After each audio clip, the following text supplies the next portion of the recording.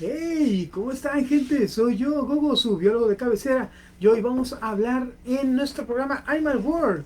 Pero no sin antes agradecer a la Universidad Pedro de Ganta, a nuestro rector Fernando Garza y al director de radio Luis Enrique Sánchez. El número en cabina es el 8186033603 y recuerden también ingresar a Radio UPG en Instagram y Twitter y Radio UPG oficial en todas nuestras redes sociales. También estamos en la página www.upg.mx si quieres checar bachillerato, licenciatura, maestría e incluso doctorados. Ahí puedes revisar todo lo que necesites. Y si nos quieres escuchar en la radio por internet, es www.radio.upg.mx. Agradeciendo también a todos los que están aquí, ustedes, que es lo más importante del programa. Y sin más, vamos a hablar de el animal de la semana. Muy bien, aquí voy a traer mi celular, lo voy a traer aquí por si llegan ustedes a comentar. Cualquier duda que tengan, cualquier comentario que quieran hacer, voy a tratar de estar lo más apegado posible al celular. Nada más permítanme un momento. A ver. Muy bien. Ya está. Igual cualquier duda o comentario que quieran o de algún animal que ustedes quieren que nosotros hablemos, vamos a estar aquí listos para contestar cualquiera de sus dudas. Muy bien. Hoy quiero hablar de un animal que bien en algún momento de la vida, del desarrollo de esta teoría de la evolución, todo estaba relativamente claro. Siempre ponemos o siempre se pone esta como línea de changuito, un changuito más parado, un changuito más parado, un changuito ya casi directo y el homo sapiens. Pero no ha sido así de esa manera. Las líneas evolutivas funcionan como un árbol más que como una línea. De un solo individuo pueden salir varios individuos en distintas épocas del año, en distintas épocas de la vida. Algunos millones antes, algunos millones después, incluso unos separados de que tú un millón te vas a ir para acá, en un millón te vas a ir para acá, pero en el millón 3 nos vamos a juntar y vamos a hacer dos especies diferentes. Bueno, digamos que esto tiene que ver con el animal que vamos a hablar en esta semana. El animal del cual vamos a hablar es un animal bastante carismático, que en el momento en el que se estaba estudiando las teorías evolutivas, alguien lo llevó. Obviamente este animal iba a ser de qué sino del Amazonas, porque el Amazonas es el amo y señor de los animales raros, y ahorita vamos a explicar el por qué. Bueno, este animal curioso y carismático, cuando fue entregado al principio de los 1800, en el 1800 y algo, estaban los científicos tratando de indagar de dónde venía este animal, por qué era así, tal cual, porque digamos que lo que enviaron fue un animal con pico de pato, con patas de pato, con cola de castor, con cuerpo de ardilla que ponía huevos. Entonces, aunque ustedes no lo crean, en esas épocas los científicos como entretenían mucho que hacer o muy poco, había una forma muy graciosa en la cual es por telegrama y se enviaban entre distintas escuelas, los taxónomos enviaban pequeños animales cocidos a mano para poder engañar o para poder jugarles como jugarretas que, si me preguntas, no me parecen muy divertidas, que digamos a los a otros biólogos o a otros taxónomos o a otros taxidermistas para poder decir, ah, mira qué animal tan chistoso. Pero la sorpresa se la llevaron unos biólogos años después, dándose cuenta de que este animal era real, que no le habían picado, que no le habían pegado un pico, un castor, que las membranas sí eran especiales, que era un mamífero, que era ovíparo y que era venenoso. Hoy vamos a hablar de el ornitorrinco. Muy bien, esto se atoró. Ahí está. Pero bueno, el ornitorrinco. ¿Por qué es tan curioso este animal? Digamos que en esta línea que les dije de arbolito estamos los mamíferos. Los mamíferos, los cuales nos definimos como en tres individuos. Tres, uno ya se murió. Los mamíferos nuevos o los perfectos somos denominados nosotros, los mamíferos placentarios, Bueno, todos son placentarios tal cual, pero se desarrolla, ya que, bueno, el desarrollo de los mamíferos de este tipo son los mamíferos que tienen dentro el sistema, todo lo que viene siendo el sistema de reproducción y crianza de el mantenimiento de una cría hasta su nacimiento, dando a un ser o un ser vivo que puede estar, si bien no completamente solo, en la parte externa del mundo, bien todos los órganos se encuentran completamente desarrollados y listos para trabajar o empezando su funcionamiento en la parte exterior del cuerpo. Estos mamíferos, son los mamíferos como nosotros, osos, perros, gatos, la mayoría de los mamíferos, casi el 96% de los mamíferos. Los otros mamíferos son mamíferos muy especiales, de los cuales hemos hablado algunos ya. De hecho, el tlacuache es uno. Vamos a hablar de los marsupiales. Los marsupiales, estos individuos, tienen unas ventajas y unas desventajas. Una de las ventajas es que los nacimientos son espeluznantemente pronto. ¿Qué tan espeluznantemente pronto puede ser pronto? Estamos hablando que un canguro que puede más o menos tener mi tamaño, que es 1,90, puede llegar a desarrollar una cría y esta cría nacer con el tamaño de 5 centímetros. La cría necesita beber leche, así que la leche se genera por las madres canguro en los poros de su saco amniótico. Este saco amniótico, esta bolsita que tienen, es una bolsita húmeda con pequeñas microchichitas, si le podemos decir de cierta manera, cuidando que la cría pueda llegar a tener ahí su leche y sus nutrientes suficientes para que empiece a desarrollar todos los órganos. Veámoslo de esta manera, es como si naciera un feto. Es como si naciera un feto humano. Entonces, este ser que todavía no tiene resistencia a la luz en lo absoluto, no tiene ojos, no tiene respiración, solo tiene el mecanismo de seguirse alimentando y vivir tal cual. Poco a poco va a ir desarrollándose, tomando leche materna y obteniendo un poquito del medio ambiente súper cerrado que está, pero no completamente cerrado como el nuestro, hasta que de aproximadamente casi un año las crías pueden salir y ya tienen el desarrollo completo para poder estar afuera y de todos modos volver porque se encuentra relativamente cómodo. Bueno, esas son las dos líneas como que más conocidas. Sin embargo, vamos a ponerlo de esta manera. Cuando el mundo era solo una masa de tierra unida, todos los continentes estaban unidos, en ese momento se llamaba Pangea. Bueno, la primera división, aunque parezca que sí, pero no, la primera gran división que tuvo la Pangea fue la parte norte y la parte sur de la Pangea.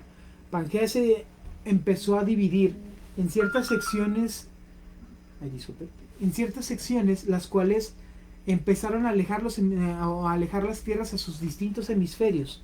Entonces, los individuos de la parte de abajo eran unos individuos que eran realmente beneficiados por todo este punto. Véase los dinosaurios. Los dinosaurios vivieron en un ambiente increíblemente húmedo, con mucha vegetación, con mucho lugar, con mucho alimento, con mucha vida. Entonces, cuando empezó a hacerse esta división, algunos individuos se quedaron abajo. Algunos individuos muy grandes eran muy denominados pues como reptiles. Al denominarse como ello, trabajaban mucho en los aspectos diurnos, ya que requerían luz solar para hacer ciertos movimientos internos y todo eso. Entonces muchos animales pequeños digamos que se enfocaron en decir, ¿sabes qué? Si el depredador está de día y yo no, la verdad yo no traigo para pelear y nada más traigo para escabullirme, pues vivo de noche. Bueno, entonces bajo esas estructuras y bajo la presión de que necesitaban protegerse de ese ámbito, empezaron a desarrollar técnicas nuevas de reproducción y aparte ecosistemas especializados en la noche. Ojos para ver en la noche, puntos para poder estar ellos relajados en cierto punto. Y uno de los cambios que empezaron a hacer estos mamíferos fue diversificar los tipos de nacimiento en los tres que hemos mencionado, aunque nos falta uno, ya que estos ayudaban mucho a que los desarrollos de los individuos, de los mamíferos en ese momento fueran más rápidos. Al ser más rápidos o a que el efecto necesario para su desarrollo, no tuviera que ver al 100% de la mamá, eso ayudaba a que los mamíferos pudieran escapar y pudieran sobrevivir de depredadores, haciendo que se diversificara. Lamentablemente, daba muchas descompensaciones en las descompensaciones físicas de la madre, seguía siendo un cuerpo un poco con más tiempo de qué cargar, los depredadores eran más agresivos y cuando los encontraba era una posibilidad, ya cuando ya había un contacto, la posibilidad de supervivencia era de cero, tanto de la cría como de la madre. Entonces, digamos que los marsupiales y de donde viene nuestro amigo los equinios y los, ¿cómo se llama? Neumonados o neumotrados, tal cual, se empezaron a diversificar y a perder. Iban perdiendo muy, muy, muy mal. Porque los mamíferos que tenían a sus organismos dentro tenían la capacidad de escapar, dar nutrientes y trabajar todo lo que necesitaban antes de que la cría naciera.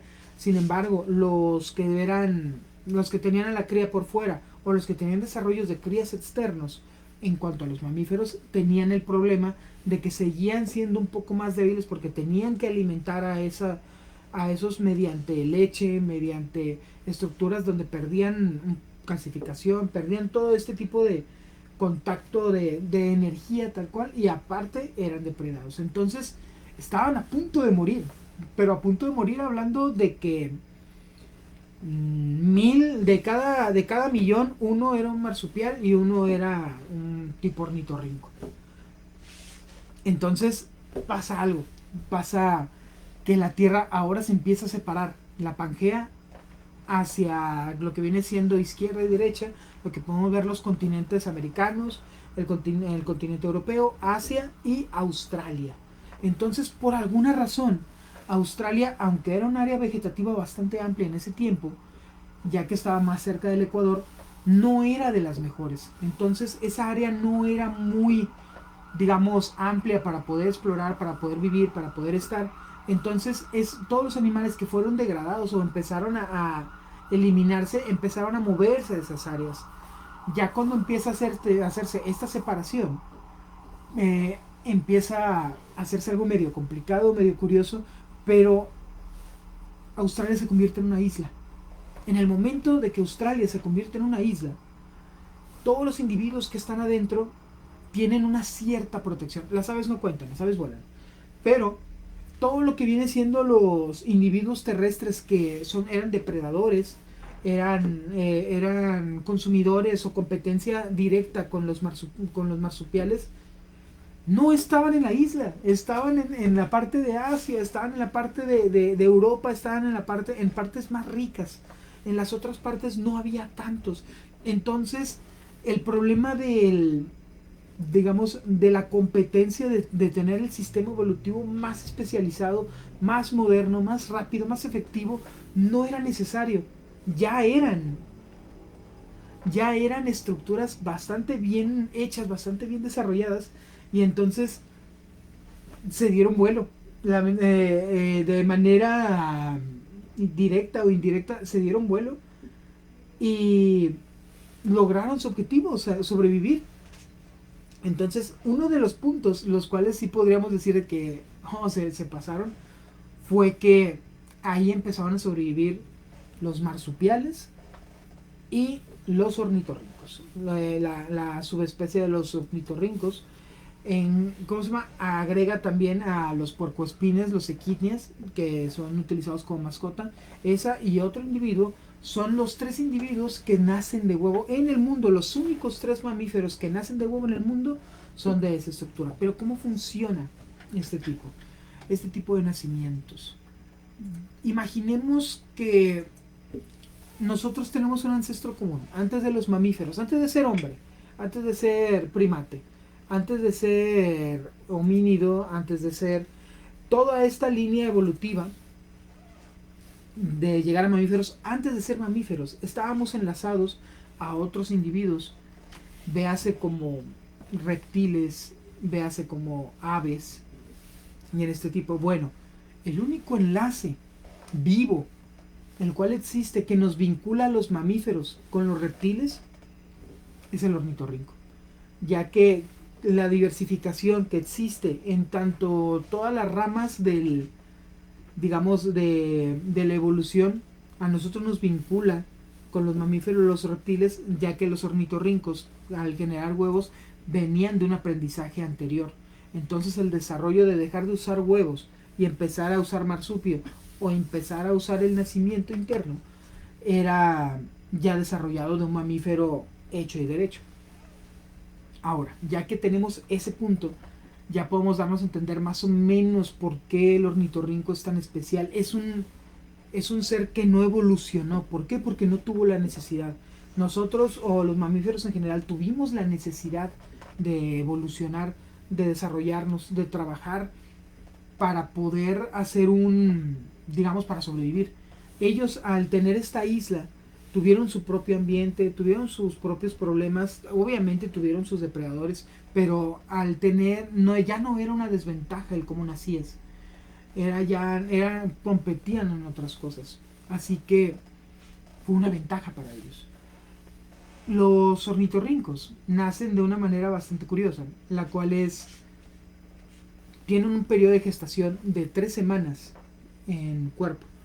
El feto nace y se desarrolla como cualquier mamífero durante durante 3 semanas, que si lo ponemos en equivalencia es aproximadamente como 6 meses de un humano en un desarrollo de gestación. En ese momento, lo que viene siendo la placenta empieza a hacer un desarrollo entre queratinizado y calcio, y lo desarrolla en un huevo. Este huevo ya tuvo un desarrollo, a diferencia de los reptiles que tienen que el nacimiento del huevo empieza el desarrollo del individuo. Por eso, por ejemplo, cuando abres un huevo está apenas el desarrollo del individuo. Cuando nace el huevo del ornitorrinco o cuando el huevo del ornitorrinco sale del cuerpo, ya está un feto formado dentro. Ya nada más falta que todo lo que viene siendo el contenido nutricional de la cría dentro del huevo sea consumido con un tiempo son creo que otras 3 semanas, entre 2 y 3 semanas, y nace ya un pequeño ornitorrinco de aproximadamente 5 centímetros de tamaño. Pero bueno, la verdad es, podemos pensar de que, pues, ¿cómo es un ornitorrinco? O sea, ¿qué lo hace tan especial? El ornitorrinco es uno de los únicos animales que tiene huevos, como el puercoespín también, pero no es todo. También es uno de los pocos mamíferos, ahí es ahí un punto, no es el único, pero es uno de los pocos mamíferos que es venenoso. O sea, literal, en la biología hay dos cosas muy diferentes en cuanto a qué es veneno y qué no es veneno. Porque hay algunas estructuras venenosas y hay algunas estructuras que no son venenosas, que simplemente te hacen daño y casualmente ese compuesto te hace daño. No fue producido para hacerte daño, no fue hecho, no, ese cóctel nutricional no fue hecho para hacer daño. Simplemente es alergénico, es dañino, pero no fue hecho con ese punto. Por ejemplo, una mordida de serpiente, el veneno de la serpiente es veneno. Ponzoña, o lo que podríamos llamar como ponzoña como tal, sigue siendo venenoso para nosotros, pero no es un veneno especial. Por ejemplo, la mordida de un dragón de Komodo. Los dragones de Komodo tienen enzimas digestivas con tantos parásitos, con tanto contenido orgánico dentro de su saliva, que si un dragón de Komodo llega a morder a otro dragón de Komodo, el otro dragón de Komodo va a morir por infección. Tan así puede ser. Tan desarrollado está su sistema digestivo que puede mantener estas enzimas dentro de él, pero llegan a entrar a su cuerpo de alguna otra manera que no sea el cuerpo digestivo y empieza a hacer algún efecto negativo. Bueno, ya que definimos qué es veneno y qué es ponzoña, los mamíferos no son muy reconocidos por generar veneno. Algunos son conocidos por generar este concepto de ponzoña, que bien si una mordida no es una mordida venenosa, puede causar un efecto nocivo si no se atiende adecuadamente, como con el dragón de Komodo. Si un dragón de Komodo te muerde, es muy probable que no puedas detener la infección y mueras. Y no es un veneno, pero sin embargo actúa muy similar a uno. Pero bueno, volviendo al tema del tema. El ornitorrinco tiene unas espuelitas, los machos nada más. Bueno, técnicamente los dos lo tienen, pero cuando empieza a hacerse este dimorfismo, que dimorfismo es cuando empieza a cambiar a uno de los dos géneros, macho o hembra, al desarrollarse al punto de la hembra, este espolón no existe. Y en el del macho se desarrolla y engrosa de cierta manera. Entonces, este espolón contiene veneno, que es un cóctel especializado para poder envenenar o poner bajo una parálisis a ciertos individuos. Individuos como, no sé, alguna especie de cangrejos, que suele ser lo que comen los ornitorrincos, alguna estructura que pueda llegar a ser pues envenenable tal cual. Algunos animales incluso de su tamaño para poder evitar ser depredados. Ahora, el ornitorrinco no es precisamente un ser pequeño y débil e insulso. La verdad es que es un cazador. Es un cazador hecho y derecho. Para vivir en Australia, donde todos tenían como que sus errorcitos, empezaron a desarrollar una defensa la cual era mucho veneno, mucho ataque y muchos conceptos de si me atacas hay algún problema. Muchos de los animales más venenosos se han desarrollado ahí por ese mismo tipo de conceptos. Recuerden que cuando hay una isla y los seres que viven dentro de ella no precisamente se tienen que regir bajo las mismas leyes naturales que en otros lugares. Entonces, un animal que se desarrolla en un continente más grande que en el de Australia, puede existir en Australia e incluso ser más grande, más pequeño, más estrecho, más ancho, con mucho veneno, con poco veneno, más débil, más gordo, más flaco, porque la isla tiene sus propias reglas y no se rigen por la regla del mundo tal cual, ya que es muy específico lo que se desarrolla ahí y las reglas que se juegan ahí son muy diferentes. ¿Cómo puedo explicar esto? Durante un tiempo en Australia hubo un problema en el cual no había cómo alimentar a la gente de Australia. Si ustedes no recuerdan, en la parte de la historia se menciona que Australia era una colonia inglesa de las expansiones de las conquistas. Recuerden que las conquistas se basan precisamente en el concepto de españoles, portugueses, franceses y algunos otros países un poquito menos específicos, pero también fueron conquistadores. Bueno, esta subsección de conquista, fue derivada específicamente de Inglaterra, llevando a sus personas no más gratas a esta isla, tomando en cuenta que en una isla inhóspita, bastante peligrosa, las personas pudieron acostumbrarse ahí. Y es bien raro porque las personas de Australia son bastante agradables, considerando su perturbador pasado inglés. Pero bueno, no es un programa de historia, es un programa de naturaleza.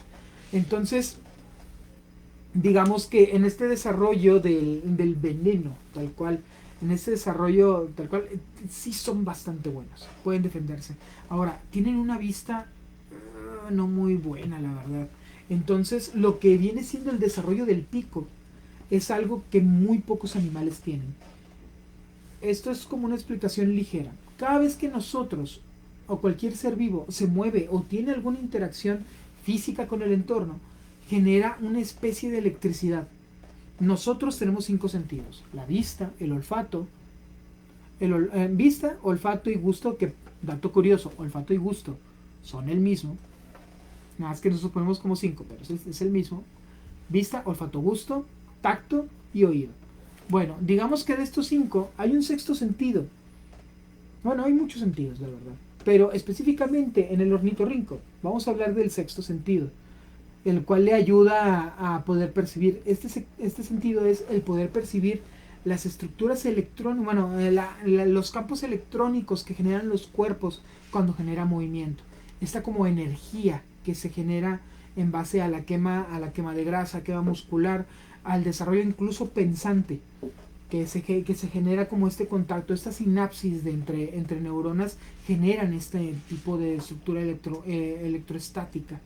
Tal cual, bueno, esta estructura electrostática es, digamos que el ornitorrinco en la parte del pico tiene un receptor para ello. Este receptor le permite al ornitorrinco saber en dónde está sucediendo eso.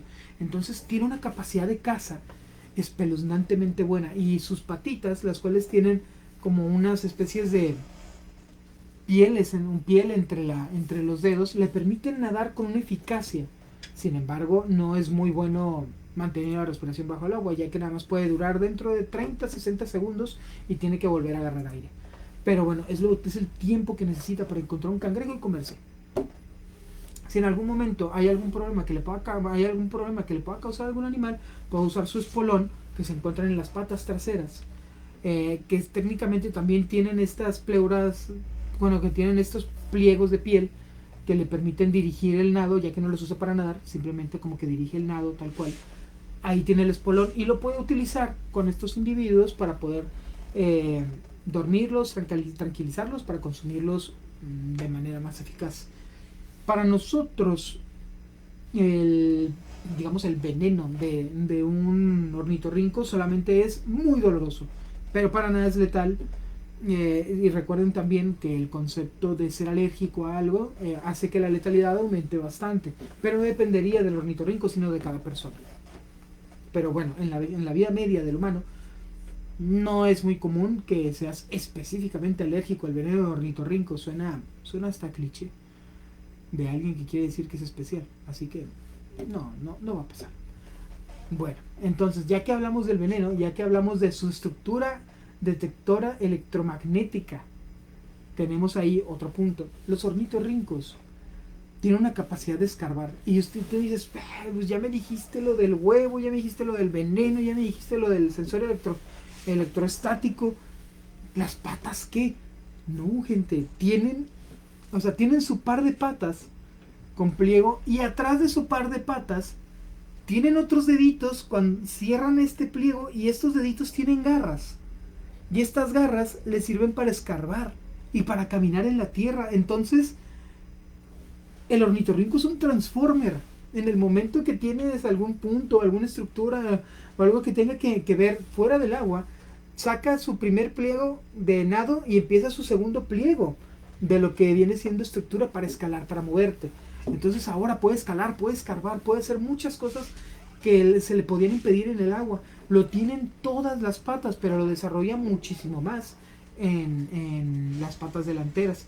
Ahora, ¿qué más puede hacer especial a un ornitorrinco? Ya hablamos del el pico detector electrostático, ya hablamos de que generan huevos, ya hablamos de que tienen veneno, ya hablamos de que tienen dos pares de patas enfrente o en la frente y atrás para poder escarbar y nadar. Tienen otra cosa, son completamente hidrofóbicos. Tal vez no se note mucho, tal vez no lo puedan, digamos, a detectar de cierta manera, pero cuando un animal es hidrofóbico, significa que es completamente impermeable. Pero tú me dirás, pues eso qué, ¿no? Pues vive en el agua, sale y todo. Tal vez no lo notamos mucho porque no vivimos en el agua, no estamos en una estructura en donde tengamos que estar agua, tierra, agua, tierra, agua, tierra. Pero ¿sabías que si un humano se encuentra más de 48 horas en el agua, su piel se empieza a caer? ¿Sabías que si llega a pasar 72 horas en el agua, podemos llegar a perder alguna estructura de conducción? Por ejemplo, de que ya que estás perdiendo un pedazo de piel, ya que estás perdiendo un pedazo de tu capa protectora, ahora tus venas pueden llegar a desprenderse, se empiezan a debilitar. ¿Sabías que si una persona llega a pasar una semana en el cuerpo, bueno, con un cuerpo de agua, puede llegar a sufrir alguna clase de dislocación, alguna clase de daño ya completamente irreparable? Incluso perder alguna parte con los huesos más pequeños, véase de los dedos, véase gangrenas tal cual. Entonces, tal vez no lo notemos de cierta manera porque nosotros no somos seres acuáticos, pero para seres que del 50% de su vida, más del 70%, incluso del 80% de su vida, lo mantienen en el agua, el no mojarse es algo muy especial. Y no cualquier pelo hace eso. Cuando nosotros hablamos de pelos, vamos a hablar de pelos. En algún momento vamos a hablar de pelos, gente. Pero bueno, qué bueno que es en este momento. Cuando tenemos una estructura de pelo, digamos esta manera, nace un pelito. Nosotros, como humanos, en las partes más con más vellosidad tenemos un poro, y en ese poro salen de 1 a 3 o incluso 5 pelos. ¿Qué significa esto? Significa que por cada poro capilar que nosotros tengamos, pueden nacer 5 pelos. Pero nosotros tenemos ahí un pequeño problema. La distancia entre poro y poro es relativamente grande. Digamos a la distancia de 10 o 12 pelos por cada poro. Bueno, digamos que los animales hidrofóbicos tienen, en lugar de tener un espacio de 10 pelos entre pelo y pelo, o entre poro de pelo, tienen medio pelo de espacio entre poro y poro. Sí, así es, Vini. Vamos a hablar de pelos. Ya, llegaste en el momento justo. Qué bueno que llegaste en el momento justo, Vini. Por cierto, muchas gracias por venir a ver el programa. Entonces, en el momento que llega a esta sección de pelos, el hecho de que sean tantos, si recuerdan o si llegaron a ver en algún momento, o si llegaron a ver o a apreciar qué pasa con la tensión superficial y los animales pequeños. El agua tiene una especie de tensión superficial, la cual cuando llega a cierta cantidad o a cierto punto, la resistencia aumenta, ya que las moléculas empiezan a tener una resistencia, se empiezan a unir entre ellas, y no tanto como un sólido, pero sí llega a ser una resistencia bastante amplia, como para individuos muy pequeños, que en el momento que entran en el contacto con ellas, la tensión superficial es mucho más fuerte que sus cuerpos, los atraen y los matan. Bueno, digamos que eso es porque la cantidad de agua es mínima, la que entra, y la tensión superficial no permite que otro cuerpo entre en él.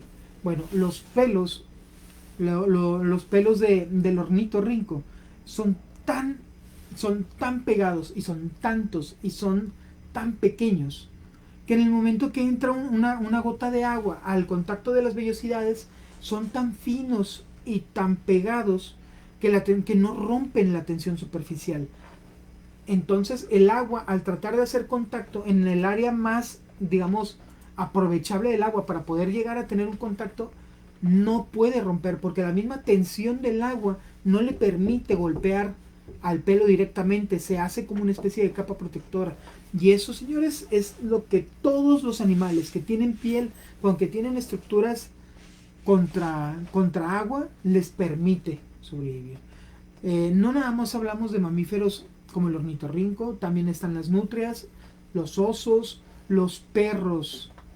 Tal vez usted no lo note, pero los perros tienen vellosidades en ciertas temporadas de protección contra el frío. Los perros tienen esta capacidad de que si llegan a mojarse o algo, su piel directamente no está siendo mojada. Y ya que también los perros no sudan como nosotros, son en casi todo su cuerpo está cubierto de lo que denominaríamos como poros de grasa, folículos de grasa, como los que nosotros tenemos en algunas partes del cuerpo, véase en cabello, véase en áreas genitales, que generan cierto sebo, tal cual. Bueno, los perros lo tienen de cierta manera. ¿Cómo se llama? Las nutrias lo tienen como una especie de cera extra para darle esa protección al cuerpo de que no entre agua. Esa como protección de grasa,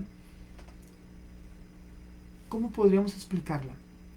Cuando tú lavas trastes, ¿qué crees que es lo que hace que el jabón funcione como jabón?